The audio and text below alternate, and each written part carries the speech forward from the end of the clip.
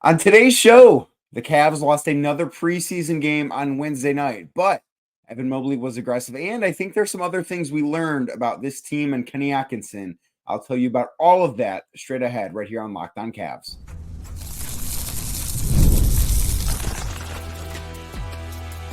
You are Locked On Cavs, your daily Cleveland Cavaliers podcast. Part of the Locked On Podcast Network, your team every day. What's up, everybody? I'm Danny Cunningham. You might know me from my time covering the Cleveland Cavaliers, places like 92.3 The Fan, Cleveland Magazine, my new Substack, The Inside Shot, and a number of other stops along the way. I want to say thank you to you for making Locked On Cavs your first listen today and every day. You can find the show anywhere you get your podcasts, Apple, Spotify, anywhere else. Just search Locked On Cavs. If you're listening to this via podcast, make sure you leave us a 5-star rating.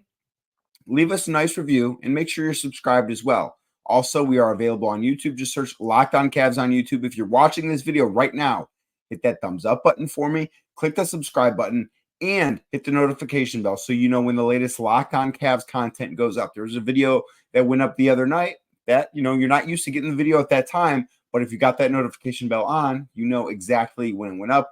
A proud part, of course, of the Locked On Podcast Network, your team every day. Today's show, of course, is brought to you by FanDuel.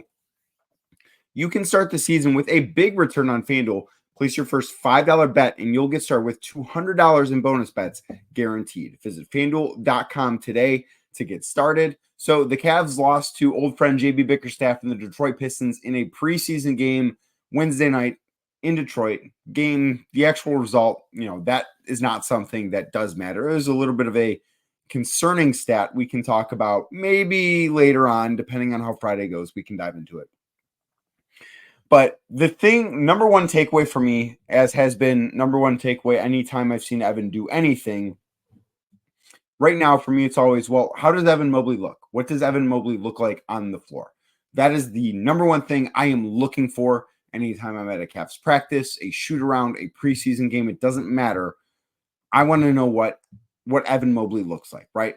So I thought today his box score doesn't look all that impressive, right? Like he had 10 points, I think 4 rebounds, 4 blocks, which was really nice considering the limited number of minutes he played.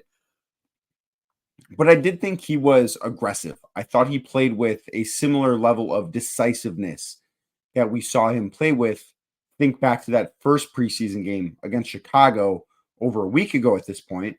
I don't know that he looked quite as good as he looked that night, but I don't think he looked very far off either. He shot the ball better. It was nice to see him take and make a three-pointer early in the game. That was nice to see. I do think that jump shot still does look improved considering what it was. I think it's in a better place than it was. And I think as long as he's aggressive, it's going to open up so much for the Cavs offensively. I think they're going to be a better offensive basketball team if Evan Mobley just plays with a decisiveness, if he just plays aggressive, if he plays how he played on Wednesday night in Detroit, if you push that out to a full game, so say he plays 36 minutes instead of the 23 or whatever he played against the Pistons, that stat line is going to look so much better. The Cavs are going to look much better on the floor when he's out there. And I think that overall, Evan Mobley is just going to be in a much better place, and the Cavs are going to be better for it, right? So that's what I've gathered from this performance and from the preseason as a whole. Now, there were some things that I wasn't crazy about Wednesday night, but I'm willing to say, okay, these are preseason things. Like, I don't think the Cavs played at a fast enough pace against the Pistons. I don't know why that was. We have seen them play at just a breakneck speeds, more so against the Bulls than they did the Pacers, but they didn't play all that fast against the Pistons. And maybe that's because they played at Detroit's speed. Sometimes you're just not the team that dictates the pace the game is going to be played at. Maybe Wednesday night was one of those nights for the Cavs where Detroit was able to dictate the speed and the Cavs couldn't really put their foot on the gas the way they want to. I don't know. Like, I don't think they took enough three-pointers on Wednesday night either. I thought that was an area where I think they took 30 of them. That's far too low of a number. I don't know what the ideal number is for the Cavs, but I know it's higher than 30. I know it's higher than 40. It's probably somewhere between 45 and 50. They weren't even close to that. They had 23 3-pointers through the first 3 quarters, and that's when the starters stopped playing. They did not play at all in the fourth quarter. So that's another thing to watch on. But Evan Mobley is the number one takeaway. The other thing that pertains to him that I did find to be very interesting in this game was that, again, we saw a similar pairing to what we're used to. So if you think back to the first preseason game Evan played in, the starters played together the entire time, right? You remember Max Strus went down with that hip contusion, so he didn't play every shift with the starters because he ended up leaving the game with that injury. And Dean Wade filled in for him in that spot. But Evan Mobley played every second of that game with Jarrett Allen. He played every second of that game with Donovan Mitchell, with Darius Garland. That was not the case against the Pistons on Wednesday night, and it shouldn't have been. I'm glad we got to see what some other lineups, some other variations of this team can look like, because I think that's very important to start to gather data with the starters playing with guys that are not always starters, because that's just not how the NBA works, right? But I thought it was interesting, again, that we saw Evan paired with Darius Garland. We saw Jarrett Allen, for the most part, paired with Donovan Mitchell. There was a stretch in there where it was Jarrett Allen with both Donovan Mitchell and Darius Garland. That was because Jarrett was fouled as Evan Mobley was at the scorer's table to check in for him. But I did like a good portion of what we saw with Evan at center. I know his plus minus, that number, not very good. Sometimes it can be indicative of how you play. Other times, I think it can just kind of be you're a victim of circumstance. I think he was more of a victim of circumstance with that number. And of course, it's, again, a preseason game, so who cares that the Cavs didn't win? But I thought overall, Evan did some really good things. And I think that is a thing that Cavs fans should be very excited about. I thought Darius Garland did things that you should be excited about. And I thought Jarrett Allen, when he was on the floor, for the most part, I thought he was maybe not the best player, but one of the best players, certainly. Like, I thought he looked fantastic on Wednesday night in Detroit. So that is something that, NBA rankings have come out over a lot of places throughout this week. Like, I tweeted out what the Ringers NBA rankings are earlier today, and Jarrett Allen was 55. I think 55 is a little bit low for him. He was a guy, he should have been an all-star last year. He played like somebody tonight, or Wednesday night, I should say, as you're listening or watching this on Thursday. He played like somebody that is an all-star. That's what he played like. And can he be that again? I don't know. I don't know if he can be an all-star again, partially because I think if Evan Mobley emerges, Jarrett's going to have to, his usage is going to take a little bit of a step back. Like, he's not going to put up the same box score numbers that he has in the past. And I think all-star games are hard to make without putting up box score numbers. But it doesn't mean he's any less of a player.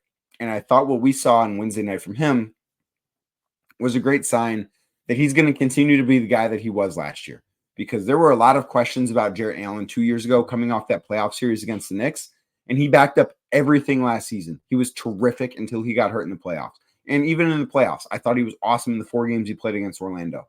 I thought he looked like that guy again on Wednesday night. And that's a really good sign to see if you're a Cavs fan. That's a really great sign to see. You want to see Jarrett Allen playing at that level. You want to see Evan Mobley playing with the decisiveness and the aggressiveness that he's played with so far this preseason. If these things carry over into the regular season, and I know that there are some regular season projections that are starting to come out, and I'm planning on talking about that on tomorrow's show. I know that stuff is starting to happen now. So if you believe in those things, Evan Mobley's going to have to play the way he did tonight for the Cavs to reach that level. Jarrett Allen's going to have to be the guy he was on Wednesday night for the Cavs to reach that level. Now, not everything from Wednesday night can and should be replicated, right? That's not everything was good. We're going to talk about some of the things that I don't think were good on Wednesday night coming up in a second. But there are positive things to take away from this game. I think Evan Mobley is one of them. I think Jarrett Allen is one of them. I absolutely think that those two, I think now at this point, more of a believer that those two can work than I had been in the past. I had been somebody that if you've watched this on YouTube or if you've listened to this podcast, you knew my opinion that I thought making Evan a full-time 5 or at least playing the center the majority of his minutes was the way to unlock him. I don't know that I feel that way anymore. I'm much more excited to see what this group looks like on the floor together, what this pairing looks like on the floor together, because of how aggressive Evan has been. And if that carries over into the regular season, if he's going to be this guy in the regular season, that is something that I think a lot of Cavs fans should be excited about, because it's something that's going to positively affect this team. It's going to make this team much more formidable. I don't know what it's going to look like in the playoffs, and there's a long way to go until April. But if this is what you get from the Cavs in the front court on a regular basis, this is a Cavs team that's going to win a lot of basketball games this regular season. What did I not like from the third preseason game against the Detroit Pistons? Well, wasn't a fan of the starting lineup, and I'll tell you why next right here on Locked On Cavs. Today's show is brought to you by FanDuel. I have told you a ton about FanDuel right here on Locked On Cavs. Why have I told you a ton about FanDuel? Because, of course, FanDuel is America's #1 sports book. Say it with me. FanDuel, America's #1 sports book. So when you get a hunch in the middle of the game, like maybe you did last night watching the Cavs and Pistons, or maybe you will later on this evening if you're listening to this Thursday morning with the Guardians taking on the New York Yankees in Game 3 of the ALCS. I've got my Guardians flag right behind me over this shoulder here because I'm really hoping that they can make this a series. But when you get a hunch in the middle of a game like that, you can check out the latest stats, live play-by-play, and so much more on the same page where you place your bets. Where is that page? That is in the FanDuel Sportsbook app. FanDuel, America's #1 sportsbook. Things not looking so great for my Guardians right now on FanDuel. Things not looking so great for the Cleveland Browns right now on FanDuel, because why would they? They're one of the worst teams in the NFL. So if I want to find something positive to look at as far as Cleveland goes, if I'm looking at FanDuel, well, I've got to go over to the basketball page. I have to go check out the Cleveland Cavaliers, because that's going to be the thing. Like, that is Cleveland's hope right now. I hope to be wrong. I hope that the Guardians can come back in the series, but this might be the thing that I need to look at. So I'm going to go over to the regular season's win page, something I've done a ton to check on if it's moved or if it hasn't. There's been a very slight shift, maybe not one that you've noticed, but I've been talking about how I like the over 48.5 wins for the Cleveland Cavaliers. Last week, there was a little bit of juice on the under, where the under was like -115 to hit. So it was very slightly favored over the over. Well, that has flipped. Right now, the over -114. So what does that tell me?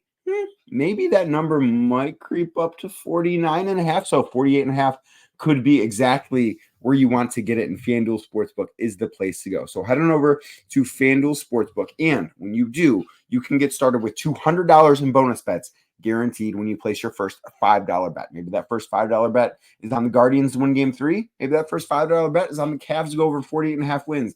I don't know what it's going to be, but I know if you're a new customer with FanDuel and you place that first $5 bet, you will get started with $200 in bonus bets guaranteed. So head on over to FanDuel.com. That's FanDuel.com. FanDuel, America's #1 sports.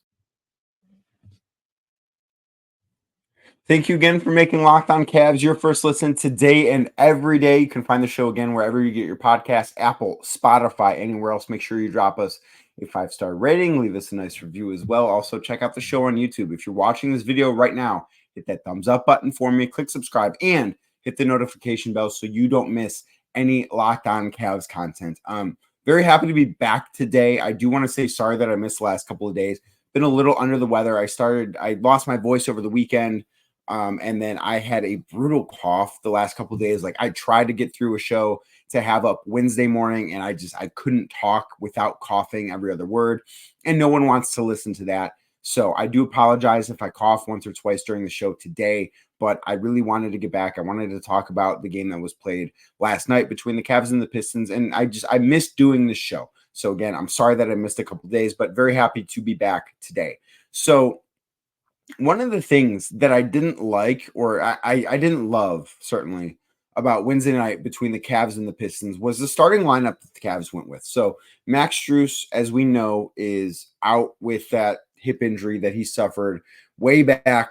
I mean, not way back, I guess, but that he suffered last week in the Cavs' first preseason game against the Chicago Bulls. And Max Strus, as we all know, will be the team's starting small forward. That's what things are going to look like when everyone is fully healthy. That's what their ideal starting lineup is. That's what the ideal starting lineup was last year that played 28 games together. That's how it looks. But with Max Strus not in the starting lineup and not available on Wednesday night, Caris LeVert was slid into that role. I don't think that is the right decision. I don't think that is the decision that maximizes this team. I don't think this is the right decision that maximizes Caris LeVert. None of this means that Caris LeVert should never play alongside the core four, but I don't think he should be starting games alongside the core four. I think there's a time and place for that group to be together on the court. I don't know that it's the start of the games. And I'm not going to, I don't think this is a big deal because it's one preseason game. But in the regular season, if Max Strus misses a game, I think Isaac Okoro should be the one that fills in his place. And I think that because I think Isaac is more similar to what Max does. Like he's closer to Max Strus as a player than Caris LeVert is. It's not to say Caris LeVert is not a starting caliber player in the NBA, because he is. But I just don't know that it's the right fit in that group. And the other thing that I often think of with this is Caris has, and this is going back to 2 years ago now. Caris started off the season as a starter 2 years ago. So this was the first year that Donovan Mitchell was on the Cavs. Caris was in the starting five from the jump. And then Darius Garland got hurt, if you remember, opening night, had that eyelid laceration, had to miss, I think it was 8 games. And, Donovan missed a little bit of time at the start of that season too. Caris was really rolling. But then when everybody got healthy and Caris was still in the starting lineup, it started to not work. And he asked JB Bickerstaff if he could come off the bench because he feels as if he can get into his rhythm earlier and quicker if he has the basketball in his hands when he's on the floor. Well, if he's on the floor with Donovan Mitchell and Darius Garland and even Evan Mobley, who I think deserves a lot of touches and has the playmaking prowess that he's shown so far, it's hard for Caris LeVert to get those requisite touches for him to be at his best. So for the Cavs to be at their best, they need to get the best version of Caris LeVert. I don't think the Cavs are getting the best version of Caris LeVert if he's starting alongside Darius Garland and Donovan Mitchell. Again, I think the best version of him can finish games alongside those guys, but I don't think that he should be starting games alongside those guys. I think he's best off if he can be somebody that might not need to be the primary guy with the basketball in his hands, but he needs to be one of them. And in the starting lineup, he's not. So the way I look at it right now is I think that the Cavs have 3 guys on the bench that you can look at as, quote, fill-in starters. It doesn't mean they're necessarily the best bench players, but I think that they are the guys that are the right fit for certain positions. For instance, if Jarrett Allen or Evan Mobley have to miss time because of injury, I think that Dean Wade should be the next starter. Now, if Jarrett Allen is out, it means Evan Mobley slides up to the 5 and Dean Wade plays the 4.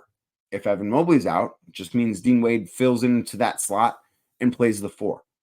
I think because of the versatility that the starting lineup does have, you're able to have 3 different guys that could start and make it work. If Max Strus is out, I think it should be Isaac Okoro. Because I think that Isaac is similar enough to what Max does. Now, I think Max has shown more playmaking ability than Isaac has, and that doesn't mean Isaac can't show it, and I think the Cavs hope that he does. But for now, I think that those two are similar. Max is a good defender. Max is a solid shooter. Isaac's not going to draw the same type of gravity Max does, but I think that they can fill similar low usage roles. And then in the backcourt, if one of Darius or Donovan has to miss time, that's where I think Caris LeVert should be inserted into the starting lineup. Because if he's filling in for Darius or Donovan, I think having him with the rest of that starting group makes way more sense than if he's starting alongside Darius or Donovan. I think it gives Caris the ability to get off to that start with the ball in his hands and find that rhythm that he needs. And also, the role is there for him. The role that Caris LeVert plays, I think, is much, much different than the role Max Strus plays. And that's something that I think needs to be accounted for when you're talking about who fills in for who in the starting lineup. When someone misses time, what should it look like? Now, could the Cavs have put Dean Wade at the 3? Sure, I probably would rather that over Caris LeVert, but I still think Isaac Okoro is the right option here. And Dean Wade did play a little bit of small forward. I don't have necessarily the lineup stats in front of me yet as I record this, but he did play some small forward alongside the rest of the starting five. And it was good to see that ultra big lineup out there again, the way that they did for the Cavs. And, we did see some of the spread lineups that Kenny Atkinson has talked about. But ultimately, I think that putting Caris LeVert in that starting lineup, just it puts him into a role. It's like trying to fit a square peg into a round hole. That's sort of what I think that is. Doesn't mean it's like that the entire time, but I think at the start of games, it's not putting this team in the best position to be successful. And again, this is a preseason game, so it's not the biggest of deals. It's not the end of the world. But when the regular season arrives, if the Cavs are still in this situation, I just think that there are better options for starting small forwards than Caris LeVert. And it doesn't mean that Dean Wade or Isaac Okoro is better at basketball than Caris LeVert, because I don't think they are. But I think for that role, for that specific thing, I just think they're a better fit. And I think that matters more so than the talent.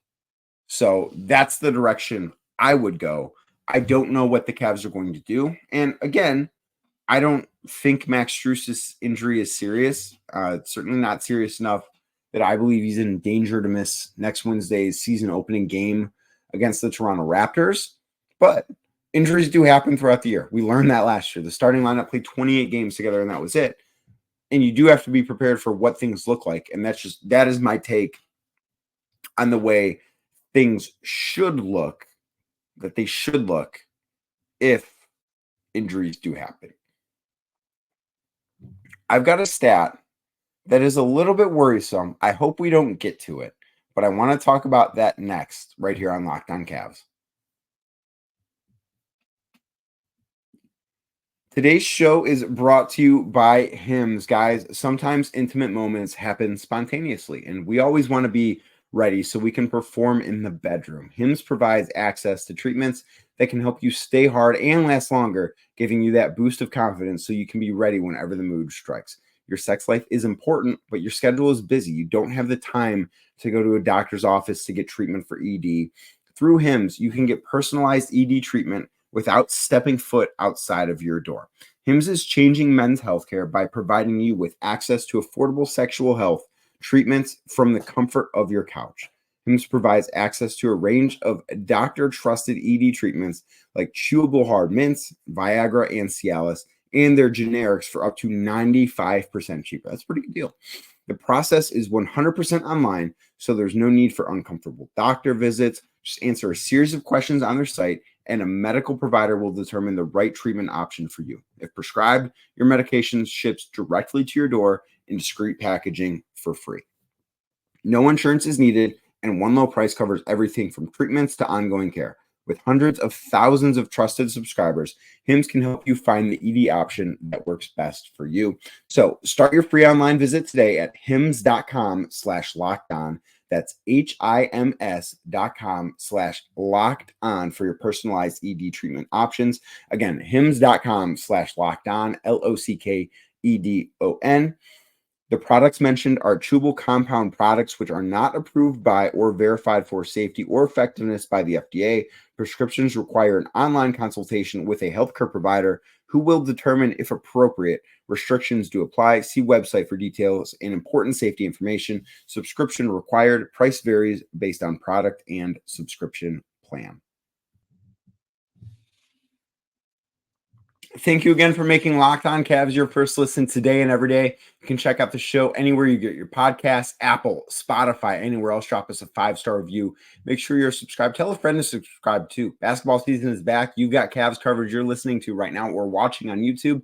I want your friends to have that same Cavs coverage. As I said, you can also find us on YouTube. If you're watching that video, hit the thumbs up button, hit subscribe, and click the notification bell so you don't miss the latest Locked On Cavs content. So I saw a stat, and this is from Matt Moore, who is one of the hosts of Locked On Nuggets, also works at the Action Network. You might know him from his Twitter account, HP Basketball, very popular on Twitter. He tweeted out, this was the other day, since 2013, teams to go undefeated in the preseason are 11-5 to go over their win totals. I talked earlier in the show about the Cavs win total being at 48.5 right now, which I am a believer in the over. I think this is going to be a team that's going to win 52, 53, 54 games. Since 2013, teams to go winless in the preseason are 7-3 to go under their win total. The Cavs are 0-3 in the preseason. They've got one more preseason left. I'm not saying that Friday's preseason game against the Chicago Bulls is a must win. I don't think it matters. I think that this might be a bit of a coincidence, but I thought it was interesting. And it was something I wanted to share as we get out of here on today's Locked On Cavs, because I think this Cavs team is going to be really good. But I understand if you're a little concerned that they've not been able to win a preseason game yet. I understand. I don't think it's a big deal personally, but I understand if you do. So I want to say thank you again to you for making Locked On Cavs your first listen today and every day. I will be back again tomorrow talking about Cavs basketball. We are 1 week from right now. You will be listening to me talk about the Cavs opening night performance against the Toronto Raptors. That is 1 week away. The regular season is almost here. We are so close to regular season basketball. I cannot wait. That is 1 week from right now. We'll be talking about Cavs versus Raptors and what happened. I don't know what's going to happen, but I cannot wait to find out. So make sure you're subscribed wherever you get your podcasts, Apple, Spotify, anywhere else. Make sure you're subscribed on YouTube as well. Just search Locked On Cavs, hit that thumbs up button, click the subscribe button, and hit the notification bell, and I'll be back tomorrow.